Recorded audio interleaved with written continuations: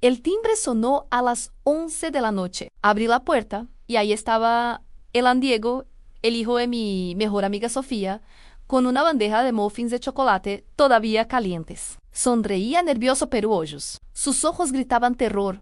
«Hola, tía Laura», dijo con la voz temblorosa. «Mamá me mandó a traerte esto. Dijo que son tus favoritos». Tomé la bandeja, el olor dulce invadió el pasillo. Pero antes de que pudiera agradecerle, Diego se acercó un paso más y casi sin mover los labios, susurró: «No los comas y no confíes en nadie. Mi mamá te arruinó la vida y yo tengo las pruebas». El corazón me dio un vuelco. Cerré la puerta de golpe y lo miré fijamente. ¿Qué diablos estaba pasando? Hace 3 meses yo era la mujer más feliz del mundo. Tenía un matrimonio sólido con Carlos, una empresa de diseño de interiores que facturaba millones y una mejor amiga desde la universidad a Sofía y Ann. Ella y yo éramos inseparables. Compartíamos todo a secretos, lágrimas, triunfos. Cuando Carlos se enfermó de cáncer, Sofía fue mi pilar. Me acompañaba al hospital, cuidaba la casa, hasta me traía comida porque yo no tenía cabeza para cocinar. Pero después del funeral todo cambió. Empecé a recibir llamadas extrañas. Clientes que cancelaban contratos de la noche a la mañana. Proveedores que decían que les debía fortunas en mis cuentas. Empezaron a sangrar. En menos de 2 meses estaba al borde de la quiebra. Lloraba todas las noches preguntándome quién me odiaba tanto como para destruirme. Hacían esa noche. Con Diego temblando frente a mí, sentí que el suelo se abría. ¿Qué estás diciendo, Diego?, pregunté en voz baja y él miró hacia la calle como si temiera que alguien lo siguiera.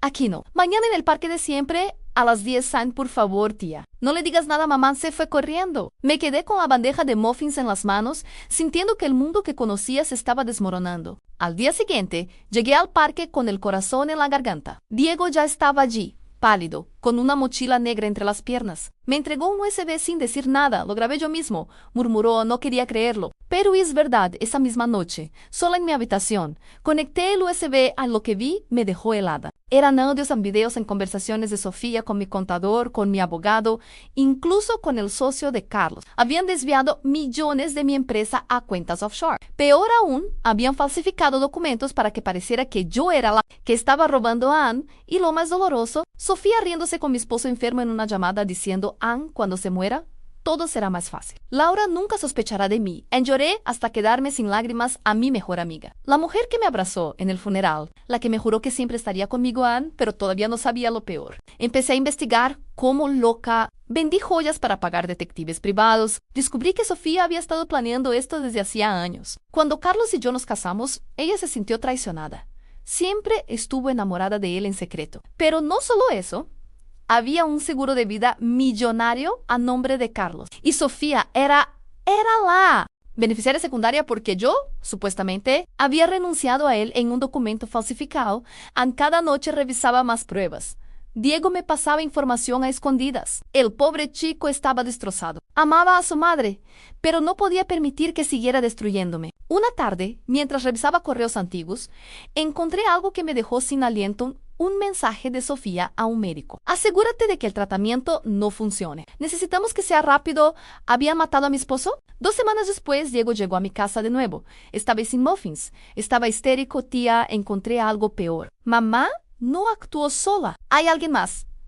Alguien que tú conoces muy bien». Me mostró un video. En él, mi propio hermano mayor, Mateo, abrazaba a Sofía en un hotel. Se besaban, reían. Hablaban de cómo dividir el dinero una vez que yo estuviera en la cárcel por fraude en mi propio hermano. La persona que me consoló cuando papá murió, el que juró proteger a la familia. Sentí que me ahogaba. La traición era tan grande que no podía ni llorar. Solo temblaba. «¿Qué voy a hacer, Diego?». Susurré. «Destruirlos», respondió él, con una madurez que no le correspondía. «Pero tenemos que ser más inteligentes que ellos». La traición de Mateo fue el golpe más duro. Recordé todas las veces que me dijo que Sofía era como una hermana, todas las veces que me prestó dinero para ayudarme. Todo era parte del plan. Querían que yo cayera en la miseria, que perdiera la empresa y que terminara suicidándome como supuestamente lo había hecho Carlos. Decidí fingir, les hice creer que estaba derrotada. Lloraba frente a Sofía cuando venía a consolarme. Le agradecía a Mateo por su apoyo incondicional. Mientras tanto, reunía pruebas con Diego. Una noche, Sofía me invitó a cenar a su casa para animarme. Acepté a Ann en medio de la cena. Fingí recibir una llamada urgente y salí al balcón. Desde ahí escuché a Sofía hablando por teléfono en voz baja. «Tranquilo, amor. Laura está destruida. En 2 semanas presentamos los documentos falsos y se va todo a la mierda. El seguro de Carlos ya está por pagarse a Morense. Referí a mi hermano al día siguiente. Diego llegó corriendo a mi casa. Traía un sobre amarillo. Esto lo encontré en la caja fuerte de mamá. Es una prueba de ADN. Dentro había un documento. Diego no era hijo de su padre, era hijo de Mateo, mi sobrino, el hijo de mi hermano y mi mejor amiga, todo en Cajabao. Por eso Mateo siempre había estado tan cerca de Sofía, por eso protegía tanto a Diego, por eso querían destruirme, para quedarse con todo y criar a su hijo en la riqueza que me habían robado. Me derrumbean, pero esta vez no de tristeza. Jihabia, por Sofía y Mateo pensaron que habían ganado. Presentaron los documentos falsos ante el juez. Mis cuentas fueron congeladas. La empresa entró en quiebra. Los periódicos publicaron que Laura Mendoza era una estafadora. Me humillaron públicamente en Sofía. Me llamó fingiendo llorar. Ay, amiga, no puedo creer lo que te están haciendo. Ven a casa. Te voy a ayudar, fui.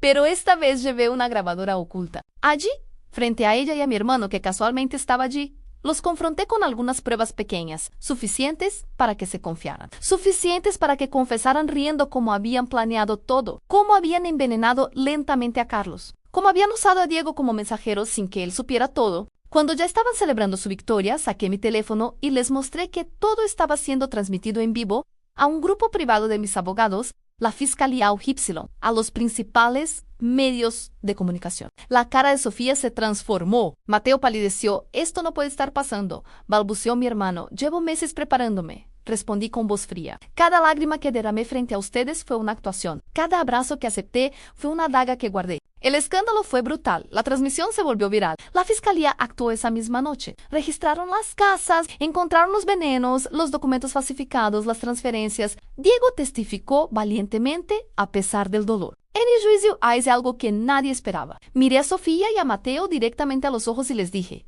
pensaron que destruyéndome me quitaban todo, pero me dejaron con lo único que necesitaban para destruirlos a la verdad. El juez dictó sentencia. 25 años para Sofía, 20 para Mateo, en confiscación total de bienes. El seguro de Carlos fue pagado a mí como única beneficiaria legítima meses después.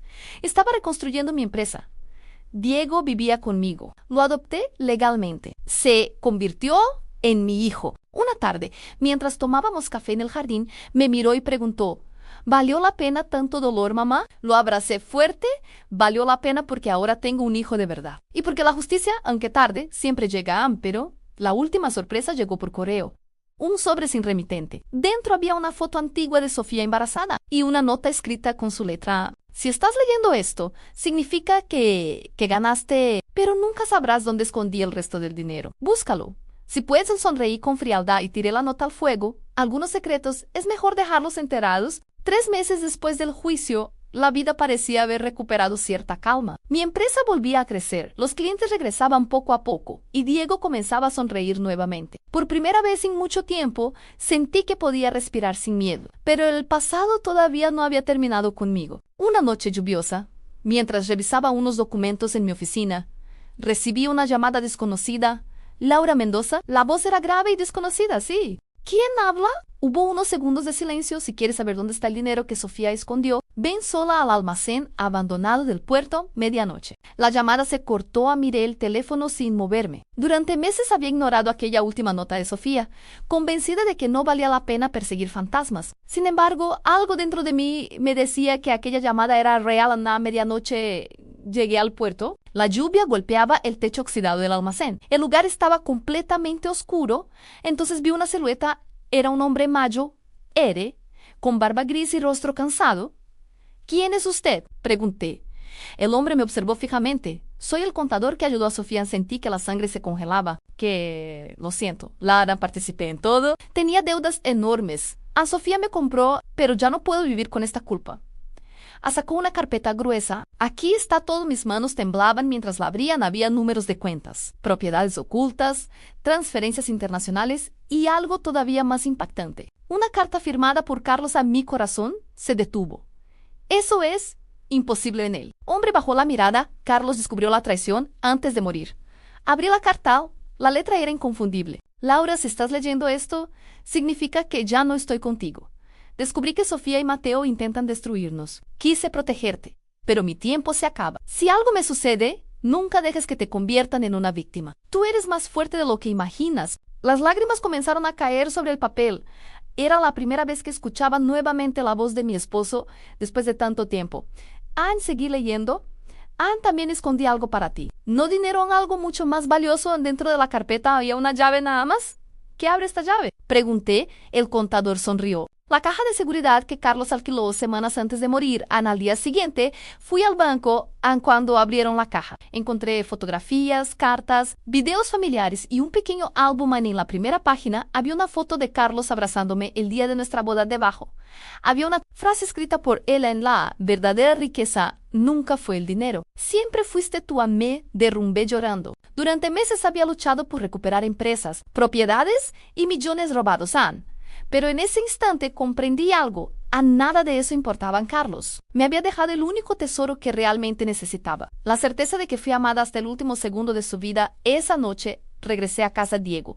Me esperaba en el jardín. Lo abracé con fuerza. ¿Todo está bien, mamá?, preguntó. Miré el cielo estrellado y sonreían por primera vez en años. El dolor ya no pesaba. Sí, hijo, respondí. Ahora sí, todo está bien, Anne, porque algunas venganzas terminan cuando los culpables caen, Anne, pero las historias verdaderamente extraordinarias terminan cuando el corazón finalmente encuentra la paz. Aura creía que Sofía era su hermana del alma. Juntas atravesaron la enfermedad y muerte de su esposo Carlos. Pero detrás de los abrazos y muffins caseros se escondía la peor traición. Sofía y el propio hermano de Laura habían planeado durante años robarle todo, incluso asesinar lentamente a Carlos. Cuando el hijo adolescente de Sofía decide contarle la verdad, Laura inicia una venganza fría y calculada llena de giros impactantes, revelaciones familiares devastadoras y una justicia que llega de la forma más inesperada. Call to action: si esta historia te dejó con la boca abierta, dale like ahora mismo. Suscríbete y activa la campanita para no perderte las próximas historias que te mantendrán pegado a la pantalla. Comenta abajo.